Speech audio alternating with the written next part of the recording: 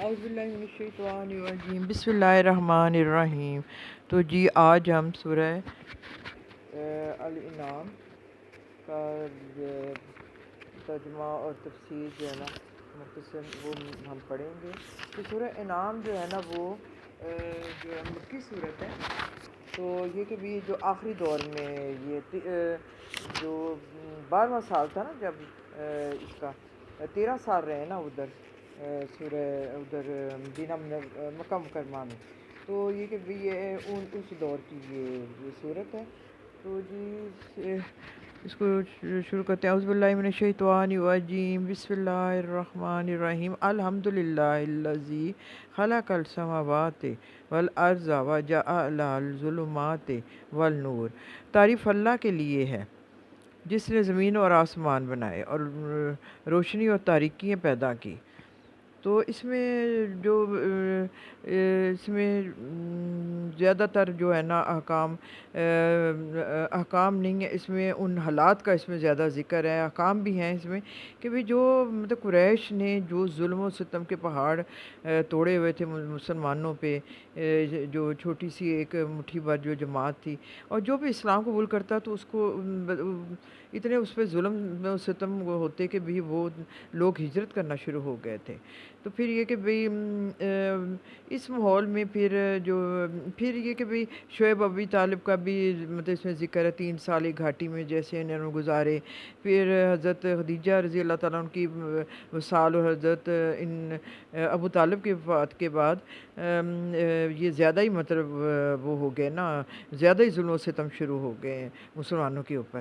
پھر یہ کہ بھئی اس دور میں ایک امید پیدا ہوئی کہ بھئی مدینہ منورہ کے بااثر اوس و خزرج جو 2 قبیلے ہیں نا، ان کے بااثر افراد نے آپ صلی اللہ علیہ وسلم کے ہاتھ پر بیعت کر لی، جس سے کہ بھی ایک بہت بڑا حوصلہ ہو گیا، یہ امید کی کرن نظر آئی۔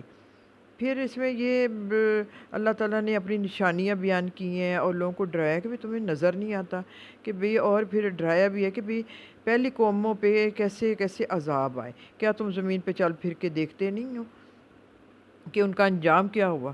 اللہ تعالیٰ بار بار ڈراتا ہے اور اپنی نعمتیں بتاتا ہے اور نشانیاں بتاتا ہے، تو پر یہ کہ بھی جو نصیحتیں کرتا ہے۔ تو اس میں یہ کہ بس یہ ان لوگوں کے کفر پہ افسوس ہی ہو رہا ہے کہ کاش یہ اپنا انجام جانتے کہ بھی ان کا آگے انجام کیا ہوگا۔ تو آپ صلی اللہ علیہ وسلم کو اللہ تعالیٰ نے فرمایا کہ بھی ہمیں پتہ ہے کہ آپ کو ان کی باتوں پہ تکلیف ہوتی ہے، لیکن اس سے پہلے بھی نبیوں کو بہت جھٹلایا گیا، ان کو قتل کیا گیا، ان پہ بہت ظلم ہوئے۔ مطلب یہ دین کا جو پیغام آسانی سے نہیں آیا، بہت جو بھی سلیکٹ ہو جاتا تھا، جیسے ہم عام لائف میں کہتے ہیں نا کہ بھی اس کو اچھے کام کے لیے چن لیا، اسی طرح اللہ تعالیٰ چن لیتا ہوتا تھا کہ بھی کن سے یہ کام کروانا ہے۔ تو یہ بھی جو پیغمبر اور نبی ہوتے تھے اللہ تعالیٰ کے سلیکٹڈ مطلب لوگ ہوتے تھے،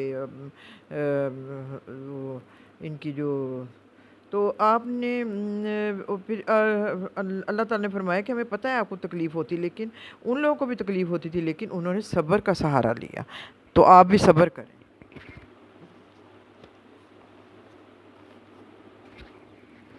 اور یہ کائنات اللہ تعالیٰ بھی کہتے ہیں کہ بھی آپ گونگے بہرے ہیں۔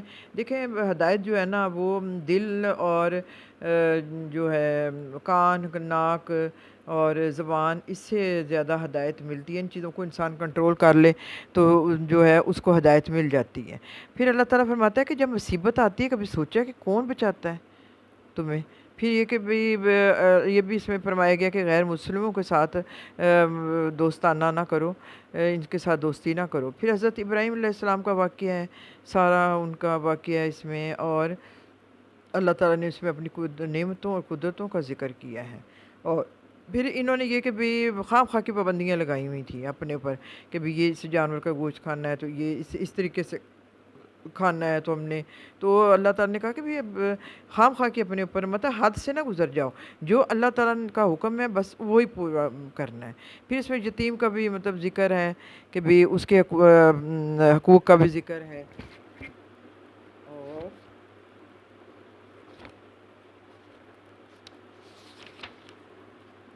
پھر یہ کہ بھی شرک کا اس میں ذکر ہے کہ بھئی شرک نہ کرو اور اللہ تعالیٰ کی ایک ہی اللہ تعالیٰ کو مانو۔ اس کے بعد فوراً دیکھیں شرک کے بعد والدین کے ساتھ نیک سلوک کرو اور اپنی اولاد کو مفلسی کے ڈر سے قتل نہ کرو، ہم تمہیں بھی رزق دیتے ہیں اور ان کو بھی دیں گے، اور بے شرمی کی باتوں کے قریب بھی نہ جاؤ، خواہ وہ کھلی ہوں یا چھپی ہوئی ہوں، اور کسی جان کو جسے اللہ نے محترم ٹھہرایا اسے ہلاک نہ کرو مگر حق کے ساتھ۔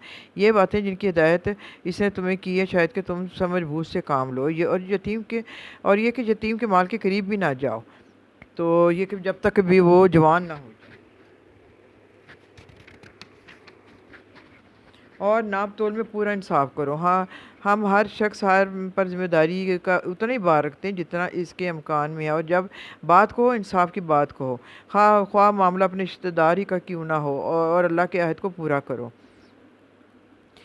ان باتوں کی ہدایت اللہ نے تمہیں کی ہے شاید کہ تم نصیحت قبول کرو۔ اب دیکھیں کہ بھئی پہلی قوموں پہ جنہوں نے نافرمانی کی، نشان عبرت وہ بن گئے کہ بھئی اتنے عذاب آئے ان کے اوپر، وہ قومیں تباہ ہو گئی۔ ہر ایک 1000 سال کے بعد، کچھ صدیوں کے بعد جو ہے وہ قوم پیدا ہوتی ہے جو اللہ کے قریب لاتی ہے۔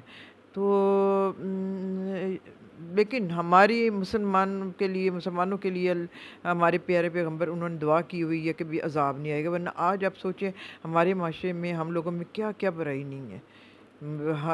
اگر ہم اپنا محاسبہ کریں تو کون کون سی برائی نہیں، صرف ہم اس لیے بچے ہوئے ہیں کہ بھئی رسول پاک صلی اللہ علیہ وسلم نے دعا کی تھی کہ میری امت پہ عذاب نہ آئے، کہ ایک دم میں وہ ختم نہ ہو جائے۔